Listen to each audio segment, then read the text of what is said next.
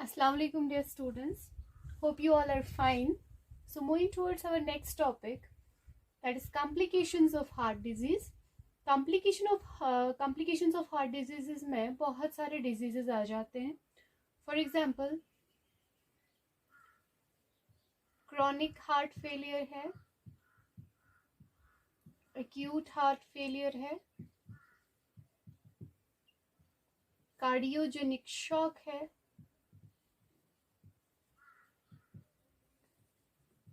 and cardiac arrest. हम इनको अलहदा अलहदा पढ़ेंगे. तो first of all moving towards the heart failure, पहले मैं आपको इंट्रोडक्शन दे दूं हार्ट फेलियर का. हार्ट फेलियर होता क्या है? Heart failure abbreviated as HF. तो अगर हम हार्ट फेलियर का इंट्रोडक्शन दें, हम हार्ट फेलियर को अक्सर रेफर करते हैं as congestive heart failure. Congestive heart failure. तो होता क्या है ये कंजेस्टिव हार्ट फेलियर? हम ऐसा कह सकते हैं कि इट इज द इनएबिलिटी, किस चीज की? हार्ट की. किस चीज की इनएबिलिटी? हार्ट की. To pump sufficient blood.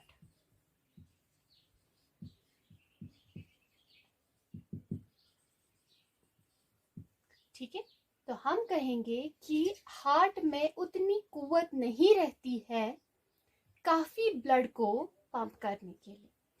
हमें पता है कि जो ये ब्लड है, it's needed by the tissues for what? For oxygen and nutrients. So when the heart is not able to pump the sufficient blood, we can say the tissues will not get the enough oxygen and enough nutrients. And the condition is called as congestive heart failure, or you can say it as heart failure. Clear? अब यहाँ पे आपको समझ आया होगा कि congestive heart failure जो है वो कंडीशन है जब टिश्यूज में ऑक्सीजन और न्यूट्रिएंट्स की कमी हो जाती है. या बोलेंगे कि जो पेशेंट है वो एक्सपीरियंस करता है पल्मोनरी और पेरिफेरल कंजेशन. ठीक है, मगर हार्ट फेलियर में हमेशा पल्मोनरी पेरिफेरल कंजेशन नहीं होता है. तो हम कह सकते हैं कि कंजेस्टिव हार्ट फेलियर एक मिसलीडिंग है, एक मिसलीडिंग टर्म है. किस चीज के लिए? Heart failure. तो इस कंफ्यूजन को हटाने के लिए agency for health care policy and research, जिसे हम AHCPR से एब्रिवेट करते हैं, HF गाइडलाइंस पैनल 1994. तो इन्होंने क्या किया? ठीक है, इस एजेंसी ने डिफाइन किया हार्ट फेलियर को. कैसे? तो इन्होंने कहा कि जो हार्ट फेलियर है, it is the clinical syndrome. Syndrome आप लोगों को पता होगी क्या होता है. तो इन्होंने कहा कि heart failure is a clinical syndrome जो कैरेक्टराइज हुआ होता है, characterised by signs and symptoms of fluid overload और इनएडुकेट टिश्यू परफ्यूजन. ठीक है, तो हम कहेंगे जब हार्ट के पास इनफ कैपेबिलिटी नहीं होती है जनरेट करने के लिए. ठीक है, तो अब यहाँ पे आपने देखा कि इन्होंने डिफाइन किया हार्ट फेलियर जो है, it is a clinical syndrome. किस चीज से कैरेक्टराइज हुआ होता है? Science and symptoms of fluid overload. जब बॉडी में फ्लूइड का ओवरलोड हो जाता है, टिश्यूज में या कहीं जगह पे फ्लूइड का ओवरलोड हो जाता है, या हम कहें इनएडिक्वेट टिश्यू परफ्यूजन हो जाता है, उस कंडीशन को इन्होंने कहा heart failure. This is the condition number 1। और इसी को जहां पे फ्लूइड ओवरलोड और इनएडिक्वेट टिश्यू परफ्यूजन होता है, इस कंडीशन को हम यहां बोलेंगे एक्यूट हार्ट फेलियर। मैं आगे बोलूंगी। This was the first condition. अगर हम दूसरी कंडीशन देखें, इन्होंने किस चीज से इसको डिफाइन किया? They said it can be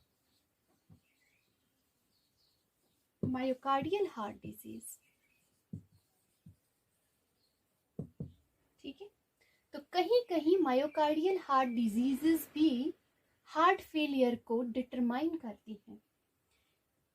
कैसे? अगर मायोकार्डियल हार्ट डिजीजेस हैं किसी पेशेंट में, ठीक है, तो वहां पे कंट्रैक्शंस में प्रॉब्लम्स आएंगी, कंट्रैक्शन ऑफ हार्ट, उनमें डिविएशंस आ जाएंगी, प्रॉब्लम्स आ जाएंगी। तो यही मायोकार्डियल हार्ट डिजीज जो डिटरमाइन कर रहा है अब हार्ट फेलियर। ये 2 टाइप्स का होता है, सिस्टोलिक डिसफंक्शन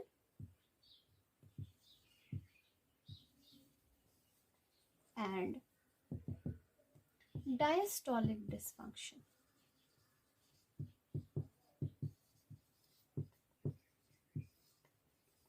पर्टिकुलरली हम तब बोलेंगे सिस्टोलिक डिसफंक्शन जहां पे कंट्रैक्शंस ऑफ हार्ट जो है उनमें प्रॉब्लम्स आ जाएंगी। अब अगर फिलिंग ऑफ हार्ट में प्रॉब्लम्स है, फिलिंग ऑफ हार्ट, उसको हम डायस्टोलिक डिसफंक्शन बोलते हैं। तो आपने ये समझा कि जो हार्ट फेलियर है वो 2 कंडीशंस का होता है। एक तो जब टिश्यू परफ्यूजन हो जाएगा, क्लियर, और फ्लूइड ओवरलोड की वजह से ये कंडीशन आ जाएगी, will call that is acute heart failure. Done. अब अगर due to the problems in contractions of the heart और due to the problems of filling of the heart, उस कंडीशन को हम बोलेंगे क्रॉनिक हार्ट फेलियर। ठीक है, तो अगर हम हार्ट फेलियर के केसेस देखें, इनमें देखा गया कि some of the cases are reversible. ठीक है, नॉर्मल पे हम इनको वापस रिवर्स कर सकते हैं इन प्रॉब्लम्स को, डिपेंडिंग ऑन कॉज कि कौन सा कॉज है। ठीक है, मगर अक्सर देखा गया जो ये हार्ट फेलियर है, इट्स लाइफ लॉन्ग डायग्नोसिस। ठीक है, जो हम मैनेज कर सकते हैं बाय द लाइफस्टाइल चेंजेस से या मेडिकेशन से। ठीक, अब हमने अगर पहले ही इसको मैनेज किया बाय द लाइफस्टाइल चेंजेस और मेडिकेशंस एट द टाइम कि अभी एक्यूट हार्ट फेलियर ही हुआ है, तो हम प्रिवेंट कर सकते हैं बंदे को क्रॉनिक हार्ट फेलियर से। This was introduction about heart failure. Now we will move towards our sub topic of the complications of heart diseases. तो हम पहले पढ़ेंगे about chronic heart failure. Chronic heart failure, abbreviated as CHF। तो जो यही chronic heart failure है, अब मैंने बोला कंडीशन क्या है। सो अगर हम यूनाइटेड स्टेट्स की बात करें, वहां पे नियरली 5 मिलियन पॉपुलेशन जो है, 5 मिलियन पीपल जो है ऑफ यूनाइटेड स्टेट्स, उनमें देखा जाता है हार्ट फेलियर। ठीक है, कौन सा वाला ज्यादा? क्रॉनिक। और इन्हीं 5 मिलियन पीपल में हर साल 1.5 मिलियन नए केस आ जाते हैं, न्यू केसेस आर डायग्नोस्ड। और ये हम अकॉर्डिंग टू क्या देखते हैं? American Heart Association.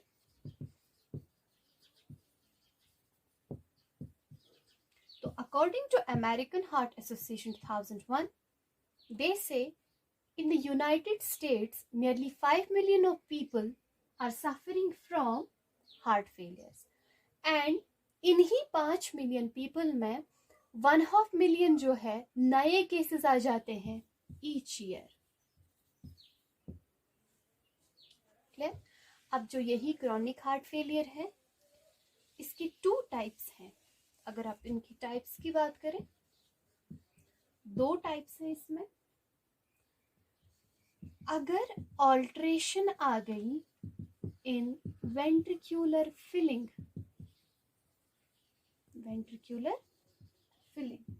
तो हम बताएंगे it is diastolic heart failure. Ventricles जो हैं वो फिल नहीं कर पा रहे हैं ब्लड को, तो वहां पे अगर ऑल्ट्रेशन आ गई, that condition is called as diastolic heart failure. Next condition, if alterations are there in ventricular contractions, अगर वेंट्रिकल्स जो है वो कंट्रैक्ट नहीं कर पा रहे हैं, that condition is called as systolic heart failure. Clear? अब हम कैसे डिफरेंशिएट करते हैं बंदे में कि इसमें डायस्टोलिक हार्ट फेलियर है या सिस्टोलिक हार्ट फेलियर है, उसके लिए हम एक असेसमेंट करते हैं और उस असेसमेंट को नाम दिया गया है इजेक्शन फ्रैक्शन। ठीक है, ये इजेक्शन फ्रैक्शन होता क्या है मैं बताऊंगी। तो इजेक्शन फ्रैक्शन जो है ये एक असेसमेंट है जिससे हम डिटरमाइन कर सकते हैं कि बंदे में सिस्टोलिक हार्ट फेलियर है, क्रॉनिक हार्ट फेलियर या डायस्टोलिक हार्ट फेलियर है। तो हम कैसे इसको डिटरमाइन करते हैं? इजेक्शन फ्रैक्शन को हम कैसे एक्सप्रेस करते हैं? It's expressed as percentage of end diastolic blood volume in ventricle minus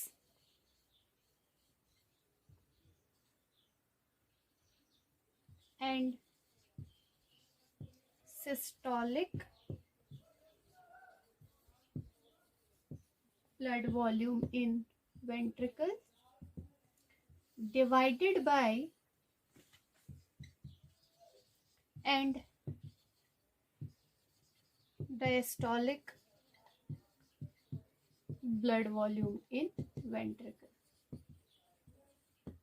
ठीक है, तो इजेक्शन फ्रैक्शन जिससे हम डिटरमाइन कर सकते हैं कि डायस्टोलिक हार्ट फेलियर है या सिस्टोलिक हार्ट फेलियर है, हम उसको कैसे एक्सप्रेस करते हैं, उसके लिए एक्सप्रेशन है percentage of end diastolic blood volume in ventricle minus and systolic blood volume in ventricle divided by and diastolic blood volume in ventricle.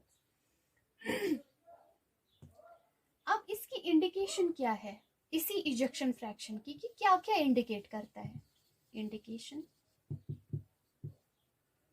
एक तो amount of blood that was ejected and contractile ability of ventricles। ठीक है, ये 2 चीज indicate करता है ejection fraction. आगे चलते हैं। ये इजेक्शन फ्रैक्शन जो है it is considered as normal in diastolic heart failure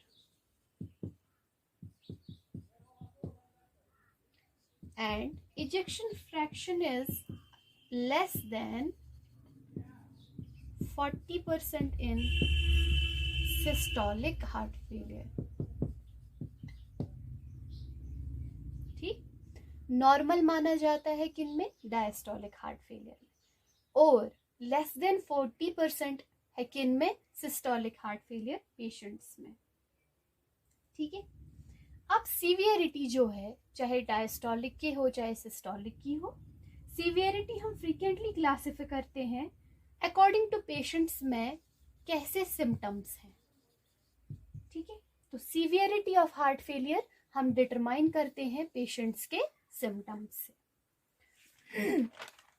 इसके बाद इसकी पैथोफिजियोलॉजी आती है, बट इसकी जो पैथोफिजियोलॉजी है वो समवट कॉम्प्लिकेटेड है, वो मैं आपको काजेज और क्लिनिकल मैनिफेस्टेशंस के बाद पढ़ाऊंगी, जो अगला लेक्चर होगा। अभी पहले हम इसके काजेज और क्लिनिकल मैनिफेस्टेशंस पढ़ेंगे। First of all will move towards aetiology या कॉजेज बोलो। तो इसके डिफरेंट कॉजेज है, मुख्तलिफ कॉजेज है इसके। For example coronary artery disease,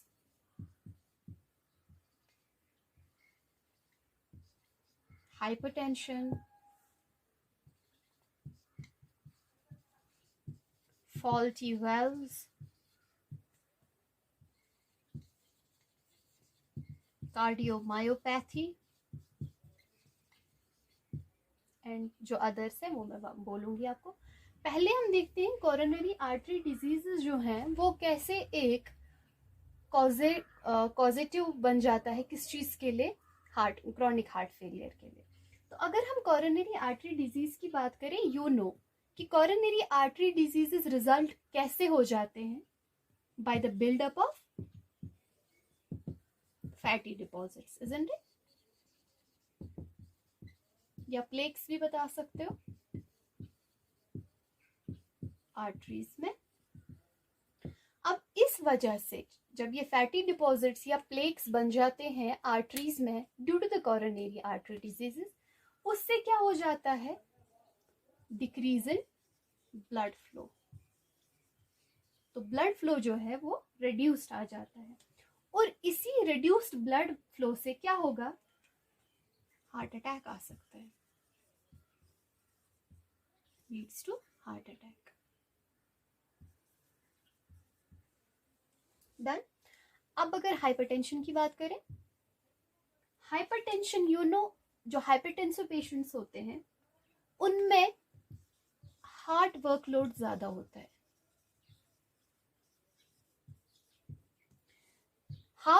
जो ही ये हार्ट वर्कलोड ज्यादा हो मींस कि इस हार्ट को वर्क हार्ड करना पड़ता है, बहुत ही मेहनत करनी पड़ती है किस चीज के लिए, to circulate the blood throughout the body than the normal patient. अब ये हार्ट वहां से ब्लड सप्लाई कम है, यहाँ से हार्ट वर्कलोड बहुत ज्यादा है, ठीक है, तो एक्स्ट्रा एक्सर्शन लग रहा है। Due to the extra exertion जो हार्ट मसल्स है वो वीक पड़ जाएंगे, ठीक है, तो जो ही ये वीक पड़ जाएंगे, स्टिफ पड़ जाएंगे, उससे इफेक्टिवली ब्लड पंप जो है वो नहीं हो जाएगा। अब जो फॉल्टी वेल्व्स हैं, यू नो जो वेल्व्स ऑफ द हार्ट हैं ये ब्लड को प्रॉपर डायरेक्शन देते हैं टू फ्लो। अब अगर फॉर एग्जांपल यही वेल्व्स जो है डैमेज्ड है, फॉल्टी वेल्व्स हैं वहां पे, क्लियर, किसी भी हार्ट डिफेक्ट से, चाहे वो हार्ट का इन्फेक्शन हो, क्लियर, या कोई अदर हार्ट डिफेक्ट है, तो उस वजह से इन्हीं फॉल्टी वेल्व्स की वजह से हार्ट मजबूर हो जाता है for to work hard, to work just to pump the blood, just to contract. So when there is enough hard work for the heart, तो उससे भी क्या हो जाएगा, मसल्स वीक पड़ जाएंगी, स्टिफ पड़ जाएंगे, और उससे क्या होगा, again heart failure can happen. If we talk about cardiomyopathy, what is cardiomyopathy first? It is the damage of heart muscles. Clear? अब अगर यही हार्ट मसल्स जो है डैमेज हुई हैं, चाहे वो इन्फेक्शन से हुई हो, चाहे वो एक्सेसिव अल्कोहल अब्यूज से हुई हो, चाहे वो किसी हार्ट डिफेक्ट से हुई हो, ठीक है, अब जब हार्ट मसल्स ही वीक पड़ रही हैं, ठीक है, मगर वहां से हार्ट में वर्कलोड ज्यादा है, हार्ट को पंप करना है blood, but it's muscles are not enough, ठीक, तो उससे भी क्या होगा, ये मसल्स जो है डैमेज्ड हैं और रफ्ता रफ्ता रफ्ता रफ्ता ये ज़्यादा वीक पड़ जाएंगे, and due to the weakness again heart failure, जो मैंने यहाँ पे बताया कैसे, ठीक है। Moving towards the next cause, that is myocarditis. What is myocarditis? Myocarditis is the inflammation of heart muscles. ठीक है. अब अगर इन्फ्लेमेशन हुई है हार्ट मसल्स में, इस इन्फ्लेमेशन से क्या होगा, ज्यादातर लेफ्ट साइडेड हार्ट फेलियर होता है. क्लियर? कैसे इन्फ्लेमेशन है, वीक मसल्स पड़ गई हैं, अगेन वही जो मैंने इससे पहले आपको कहा. Next cause can be congenital heart disease, जैसे आपने ASD VSD पढ़े होंगे. Next is abnormal heart rhythm.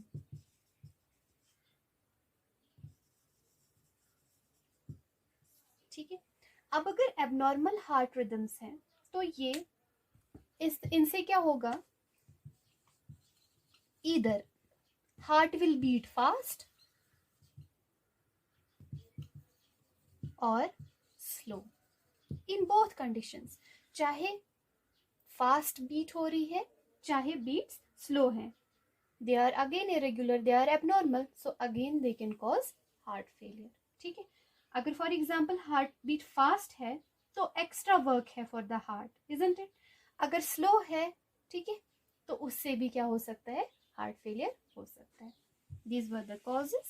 Now moving towards its signs and symptoms or clinical manifestations. इसके signs and symptoms जो हैं वो different है for different systems of the body. अगर हम जनरल की बात करें, पहले जनरल में पेल पड़ जाता है इंसान, साइनोटिक स्किन. क्यों? Oxygen deprivation है for the tissues are not getting the enough oxygen, so they will get cyanotic. Next is decreased activity tolerance. Okay, अब जनरल को छोड़ो, अगर हम साइंस एंड, ये जनरल थे साइंस एंड सिम्टम्स, ठीक है. अब अगर साइंस एंड सिम्टम्स हम बोलें कि किस पे पहले डिपेंड करते हैं कि बंदे में साइंस एंड सिम्टम्स किस बुनियाद पे होंगे, या तो इनमें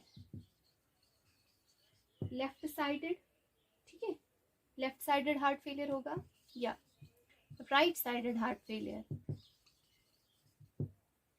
लेफ्ट साइडेड हार्ट फेलियर जब लेफ्ट वेंट्रिकल पंप नहीं कर पाएगा ब्लड, ठीक है, from ventricles towards the body, towards the whole body. Clear? Right sided heart failure तब होगा जब वेंट्रिकल्स में कुव्वत नहीं रहेगी इजेक्ट करने के लिए ब्लड, या एकोमोडेट करने के लिए. तो यहाँ पे इजेक्शन में प्रॉब्लम हो रही है, इजेक्शन ऑफ ब्लड और एकोमोडेशन ऑफ ब्लड, ये दो कंडीशंस. ठीक है. अब साइंस एंड सिम्टम्स क्या हो सकते हैं. अगर हम आप कार्डियोवेस्क्यूलर सिस्टम की ही बात करें तो कार्डियोवेस्क्यूलर सिस्टम में हार्ट में मर्मर्स होंगे. You know what are murmurs?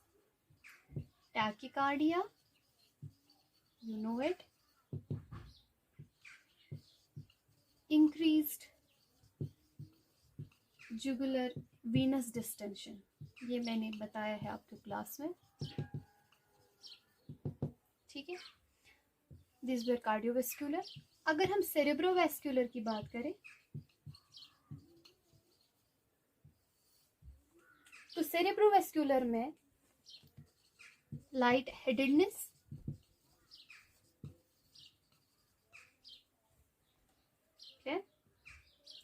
Dizziness,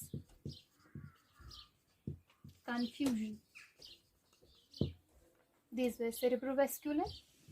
अब अगर हम जीआई सिस्टम की बात करें, गैस्ट्रोइंटेस्टाइनल की, GI, nausea, anorexia, ascites, hepatomegaly, increase in the size of liver. ठीक है, तो ये सब टर्म्स आपको पता है। अगर हम रिनल सिस्टम की बात करें, decreased urinary frequency and specially during day. ठीक है, और नॉक्चूरिया, नॉक्चूरिया मीन्स जब यूरिन पैसेज ज़्यादा रात को हो जाए, that's called as nocturia. Next is respiratory system. अगर हम रेस्पिरेटरी सिस्टम की बात करें, डिस्पनिया, मगर कब? ऑन एक्सर्शन ज़्यादा। Orthopnoea, when patient is lying flat।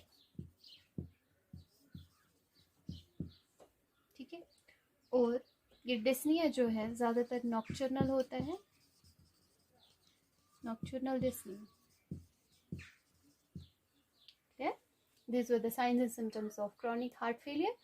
So in the next lecture, I will teach you pathophysiology. So stay tuned and thank you.